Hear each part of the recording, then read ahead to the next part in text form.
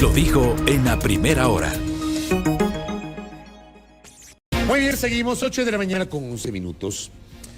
Lo comentamos ayer, ¿no? Fue parte de mi comentario en el noticiero de este lunes, la decisión de la Corte Constitucional el pasado viernes de no emitir dictamen favorable, es decir, emitir dictamen no favorable a los dos decretos leyes enviados por el Ejecutivo, el que tiene que ver con reestructuración empresarial, conocido popularmente como ley de quiebras, y el decreto que tiene que ver con los créditos educativos.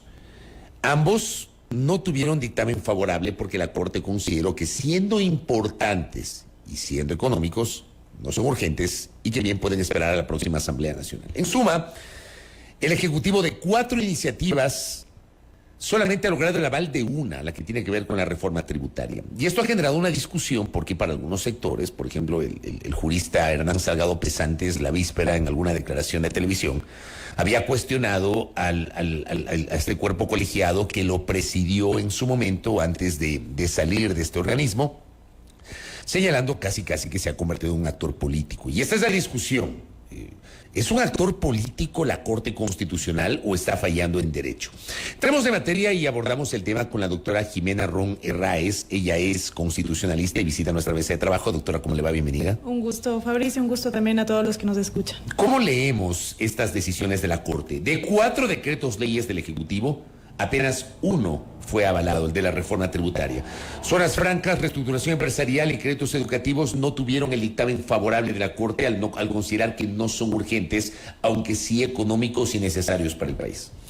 Hay que leer estos dictámenes de la Corte Constitucional en el contexto de un análisis jurídico y político también. Sin duda alguna, Fabricio, yo creo que esto de que la Corte Constitucional es un actor político, digamos, se lo está señalando de manera negativa, pero no es necesariamente negativa. Es decir, en la Corte Constitucional, al ser el órgano de cierre del sistema judicial, evidentemente hace o juega un papel importante un papel importante, digamos, políticamente hablando, ¿no es cierto?, en la coyuntura nacional. Entonces, eso es indudable. Y esto no es ahora, digamos, esto pasa en los decretos de estados de excepción, esto pasa cuando la Corte Constitucional analiza consultas populares, o sea, esto pasa siempre, solo que ahora llama la atención porque el Ejecutivo seguramente esperaba que ante la disolución de la Asamblea Nacional, la Corte le diga todo sí. La Corte le admita todo. Y tampoco, porque además de este análisis político-social que la Corte Constitucional tiene inevitablemente que realizar, también tiene que hacer un análisis jurídico-constitucional, que es básicamente su competencia principal. Y sobre la base de ese análisis, la Corte Constitucional dice, bueno, a mí constitucionalmente esto no me pasa. Por eso es que no lo apruebo. A ver, el artículo 148 de la Constitución, que es el que establece la capacidad del presidente de la República para disolver por una sola vez la Asamblea Nacional, activando este mecanismo que se conoce popularmente como muerte cruzada, establece que durante el tiempo que no haya asamblea y que gobierne el presidente de la República, puede emitir decretos, leyes de urgencia en materia económica bajo el aval de la Corte Constitucional. Se entiende que la Corte va a revisar y va a avalar esos decretos leyes, pero algunos discuten y dicen la Corte solo tiene que revisar la constitucionalidad, pero no tiene que valorar la urgencia. ¿Es así, doctora? A ver, lo que pasa es que yo creo que hay un error de interpretación, porque el artículo 148 dice que la Corte Constitucional analiza de los decretos ley de urgencia económica que emite el presidente de la República ante la disolución de la Asamblea Nacional, y en ese contexto tiene que analizar la constitucionalidad de ese decreto ley. Eso es indudable, digamos, ese es el control previo que realiza la Corte Constitucional. ¿Qué significa esto? El contraste de lo que dice el decreto ley con la Constitución. Clarísimo. Ahora, en ese artículo 148 también se señala que este decreto ley tiene que ser de urgencia en materia económica. Entonces la Corte Constitucional dice, bueno, si eso está en la Constitución, entonces yo también lo puedo revisar. Por eso es que la Corte Constitucional analiza, además de las incompatibilidades constitucionales, analiza también si ese decreto o el decreto que corresponda, el decreto ley que corresponda, ha sido dictado en materia económica y si es urgente. Entonces, analiza esas dos variables porque se encuentran en el artículo 148. Yo creo que hace lo correcto. O sea, no es que solamente puede analizar si es constitucional o no. También tiene facultad para establecer si es urgente o no. Es que eso es constitucional. Es decir, el análisis de si una ley, en este contexto en que no tenemos la Asamblea Nacional, si una ley, decreto ley, perdón, ha sido dictado en materia económica y es dictado de manera urgente, es un análisis constitucional.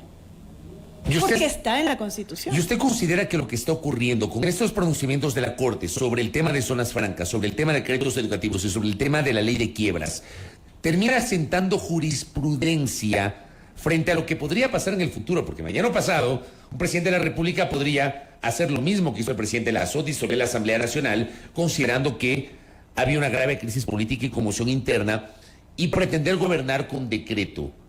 Con esa jurisprudencia se está generando un candado, doctora. Sienta bases, Fabricio. Yo creo que en efecto sí, y es positivo. O sea, quiero dejar esto sumamente claro, porque si hay algo que se ha venido diciendo desde que la Asamblea fue disuelta, es el riesgo de no tener a la primera función del Estado, ¿no? Y el riesgo para la protección de los ciudadanos. De manera que este escenario en el que estamos viviendo, en el que todo el mundo está improvisando, este escenario es un escenario bastante riesgoso a nivel de la sociedad. Entonces, claro que la Corte Constitucional lo que hace es trazar la cancha, porque la cancha no está trazada a nivel de ley ni a nivel de Constitución. ¿Ahí hay un vacío normativo? Sí, hay una falta de regulación.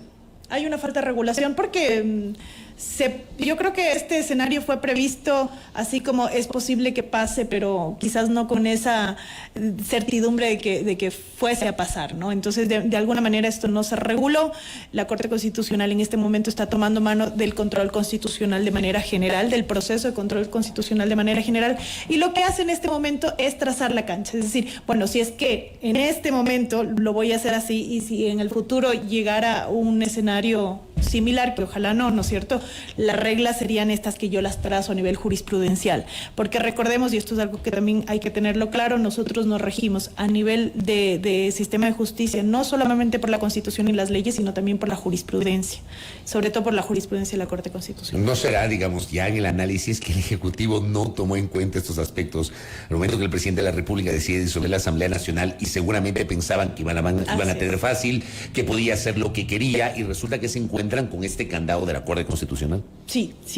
Yo también creo que hay hubo un análisis quizás muy acelerado de qué es lo que podría pasar. Sin duda alguna, el Ejecutivo estaba contra la espada y la pared en el momento en el que tomó la decisión, ¿no? Recordemos que estaba atravesando un proceso de juicio político y ya, digamos, con una inminente destitución y censura. Entonces, yo creo que estaba... Porque yo soy de los que cree que no había votos para censurar al presidente, ¿verdad? Sí, yo también creo que la votación era complicada, pero por lo menos, si es que no hubiese los votos, él sabía que el tema de la gobernabilidad en el resto del periodo iba a ser complicado. Entonces, técnicamente la decisión se toma para lograr gobernabilidad, ¿no? Lograr gobernabilidad a través de ¿qué? De eliminar al principal opositor institucional, que era la Asamblea Nacional. Ahora, lo que no, creo que no se analizó de forma sesuda, de forma cuidadosa, fue que además, digamos, en este proceso el presidente y el Ejecutivo iban a tener que cumplir el marco constitucional, es decir, que había un guardián de la Constitución, que es la Corte Constitucional, vigilando que ninguna de esas competencias en este escenario, que es riesgoso, se extralimite. ¿Usted qué piensa sobre la configuración de la Corte Constitucional? Porque eso también se está hablando mucho, que es una Corte obstruccionista, que es una Corte correísta, que es una Corte opositora. ¿Qué piensa usted de la actual conformación de la Corte Constitucional? A ver, todos los órganos políticos tienen una naturaleza, las instituciones y los órganos colegiados, sobre todo a este nivel, tienen una naturaleza política, eso es indudable, ¿no?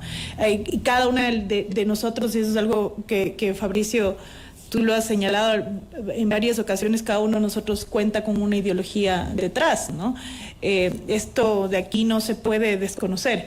Pero yo no creo que... O sea, los jueces tienen una ideología, está clarísimo. Todos. Y esa ideología, sin duda alguna, va determinando un poco la tendencia a la decisión de un órgano colegiado. Pero yo creo que en este caso específicamente hay un espíritu de protección de la sociedad, ¿no?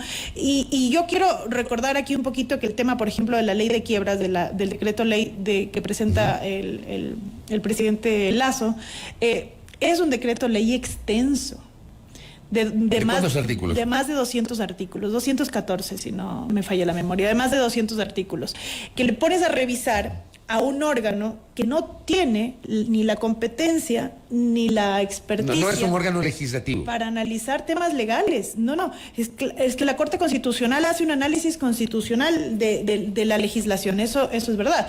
Pero no hace un análisis de legalidad, es decir, no sabe y no tiene por qué saber si es que existe alguna afectación en materia legal para un sector en específico, si es que esa ley va a generar una afectación a corto, mediano, largo plazo. Es decir, son temas que salen del espectro de análisis de la Corte Constitucional. Entonces lo estás poniendo a analizar en un proceso que no está regulado para que la Corte Constitucional lo haga además en un tiempo mínimo. Entonces, evidentemente la Corte en una decisión prudente dice, oye, esperemos a que venga el órgano natural y que lo analice.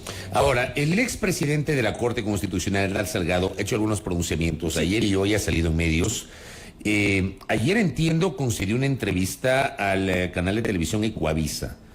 ¿Qué dijo ayer el doctor Hernán Salgado? Escuchemos ese extracto. Hay una actuación, yo diría, ilógica de parte de los jueces constitucionales. ¿Para qué una audiencia pública? ¿Para qué? La audiencia se hace cuando hay casos litigiosos, problemas de unos contra otros, entonces tenemos que oír a la contraparte, pero aquí no era necesario. Luego que pruebe la urgencia. Pues, pero sí, efectivamente la urgencia está en la Constitución. Ahora, así se denominan estos decretos. Con pena veo que la Corte ha tomado ese papel que da la impresión de ser un opositor político que está reemplazando a la Asamblea. Yo diría que les falta conocer derecho constitucional, derecho procesal constitucional especialmente, porque ya le digo, no había necesidad de hacer audiencia pública, no había necesidad de decir que pruebe la urgencia. ¡Qué absurdo! La Corte sí debe limitar su actuación, no puede ponerse a ver otras cuestiones que no le compete. La Corte debe ver si esas disposiciones del decreto ley están de acuerdo con la norma suprema. Quizá me atrevo a decir que mi amigo Lozada está muy imbuido en su argumentación jurídica y quizá por allí puede ser que esté equivocándose. ¿Cómo analiza Jimena Run esta postura del doctor Hernán Salgado? La verdad que a mí me llama la atención porque el doctor Salgado es un conocedor del derecho constitucional, eso es indudable. Y además presidió esta misma Corte. Y además, ¿no?, presidió la Corte. Al menos presidió con cinco más que se quedaron ahí. En efecto, él fue presidente de la Corte Constitucional, pero yo discrepo totalmente de todos los argumentos del doctor Salgado, ¿no? Primero, el tema de la audiencia. Él dice, ¿por qué tiene que haber audiencia en este proceso si no estamos en un proceso litigioso? Si no estamos, pero precisamente porque la Corte Constitucional necesita más elementos de valor para poder analizar, porque nuevamente la Corte Constitucional no conoce y no tiene por qué conocer cuál es el análisis de legalidad de una digamos, si es que una norma afecta o no afecta, etcétera. Este tema lo tienen que traer los amicus. Por eso es que la Corte Constitucional abre una audiencia, convoca una audiencia y llama un amicus. Además, esto de aquí no es que la Corte se lo inventa, Fabricio, para este proceso. La Corte Constitucional lo que está haciendo es tomando. Por eso es que me llama la atención el pronunciamiento del doctor Salgado, porque él sabe. Este es el procedimiento para el trámite del control constitucional general. Es decir, cuando hay una inconstitucionalidad, una acción de inconstitucionalidad, se convoca audiencia. Y hay amicus curiae también. Constitucional, a ver, cuando la Corte Constitucional analiza la inconstitucionalidad o no de una ley, eso de ahí se llama control constitucional. ¿Estamos? Ahora, esto que está haciendo la Corte Constitucional con el decreto ley de urgencia económica es control constitucional. Entonces la Corte Constitucional dice, si yo no tengo un procedimiento arreglado para este caso en específico, entonces tomo mano del control constitucional general donde sí hay audiencia. Por eso es que me extraña que el doctor Salgado diga que a él no le parece el tema de la audiencia.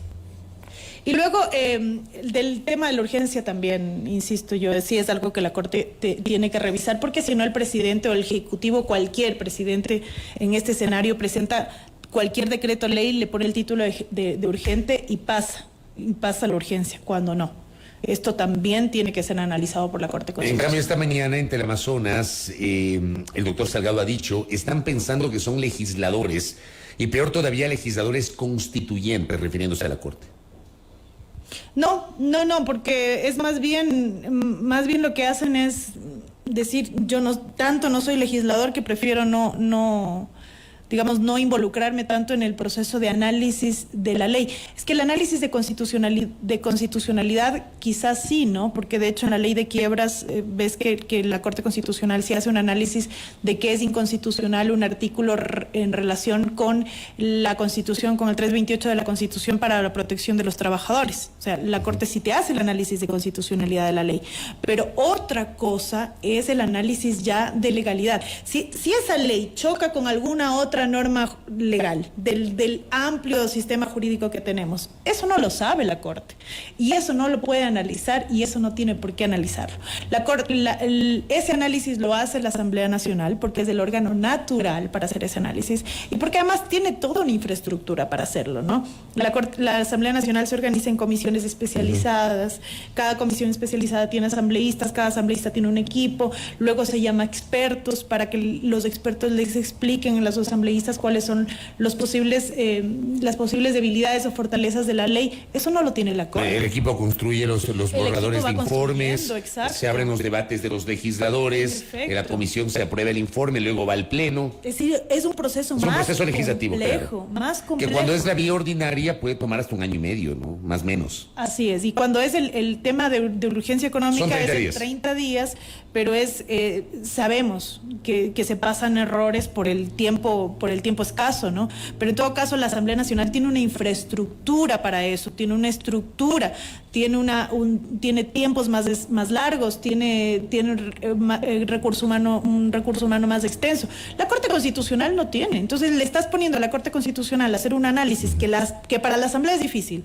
Le estás poniendo a hacer a la Corte Constitucional, que no tiene ni la experiencia y no tiene ninguna de las otras características, entonces absolutamente se pueden pasar errores. Para cerrar el tema de la Corte Constitucional y dejando de lado el tema de los decretos leyes, ¿cómo interpretar lo que ayer resolvió la Corte sobre el acuerdo comercial entre Ecuador y Costa Rica? Porque la Corte no ha dicho que el acuerdo es inconstitucional. La Corte incluso en la parte resolutiva hubo 5 votos a favor y 4 votos salvados. Pero en la parte de la resolución de mayoría dice, se declara la constitucionalidad, pero hay que subsanar tales cosas. Sí. ¿Cómo se entiende eso? Eso es lo que nosotros llamamos la constitucionalidad condicionada. Es decir, esto es constitucional siempre y cuando cumplas con esta condición. Y la condición que le pone la Corte Constitucional al Ejecutivo nuevamente en cuanto al acuerdo con Costa Rica es algunos artículos, ¿no es cierto?, que tienen que ver con volver a negociar. Claro, aquí estamos hablando de un acuerdo con otro país, entonces el Ejecutivo tiene que generar mesas de negociación nuevamente para poder subsanar estos errores que la Corte Constitucional ha encontrado, estas inconstitucionalidades o incompatibilidades que la Corte Constitucional ha encontrado. Eso es un problema seguramente para el Ejecutivo porque tendrá que volver a negociar con Costa Rica y bueno, quienes trabajan temas de negociación internacional saben que no es nada fácil el tema de las rondas de negociación, de encontrar, digamos, oportunidades, conveniencias. Entonces sí puede ser bastante complejo para el presidente cumplir con esta condición que ha puesto la Corte Constitucional. Pero no podemos decir que la Corte declaró la inconstitucionalidad del acuerdo. No, el acuerdo es constitucional siempre y cuando se cumplan con las condiciones que la Corte haya establecido. Pero si no hay esa renegociación, el acuerdo no puede entrar en vigencia. No. Eso es terminante, es definitivo. Así es. Y una cosa adicional. Fernando Villavicencio, en alguna entrevista la semana anterior, ha planteado como propuesta una consulta popular para volver a la Constitución del 98. Yo me he quedado loco con esa propuesta. O sea, me imagino yo que asume que las cosas en derecho... O sea, me imagino yo que asume la máxima de que las cosas en derecho se deshacen como se hacen. Y como fue un referéndum ratificatorio el que permitió la vigencia de la Constitución del 2008, por la misma vía se podría desactivar la vigencia de la Constitución del 2008 y regresar a la del 98. ¿Tiene sentido eso? No tiene ninguno. A ver, yo creo que fue una expresión en el calor del tema político, porque de alguna manera termina siendo popular para cierto sector esa idea, pero es una idea que no tiene fundamento jurídico y que no es viable. ¿Por qué? Porque nosotros contamos, y esto no es un principio constitucional, sino convencional, es decir, estamos hablando de los instrumentos internacionales de derechos humanos con algo que conocemos con el principio de no regresividad, es decir, no podemos ir en materia de derechos hacia atrás, sino solo hacia adelante. Nada de los derechos que tengamos en este momento en la Constitución se pueden retrotraer, es decir, podemos retroceder. De manera que regresar a la Constitución de 1998 implicaría sin duda alguna retroceder en materia de derechos. Ahora, probablemente lo que él y algunas personas estén pensando, probablemente, no tengo esa certeza, pero es la modificación más bien de la parte orgánica de la Constitución. Es decir, que es la parte institucional. La que tiene que ver con la organización del Estado. Ahí sí hay, y en varios sectores, y yo misma también cuestiono algunas normas de la parte orgánica de la Constitución, ahí sí hay temas que ajustar y cada gobierno quiere ajustarlo a su medida. A su medida, ¿no? Entonces, de alguna manera, eso se puede hacer, pero no es necesario una asamblea constituyente para hacer reformas, algunas de las reformas de la parte orgánica, o una asamblea constituyente que no implique, evidentemente, el regreso a la Constitución de 1998. Doctora, gracias por el tiempo, muy amable. Encantada. Hablando sobre los temas constitucionales con Jimena Ron, aquí en A Primera Hora. 8:32, pausa, volvemos. Primera Plana. Todas las noticias, todas las voces.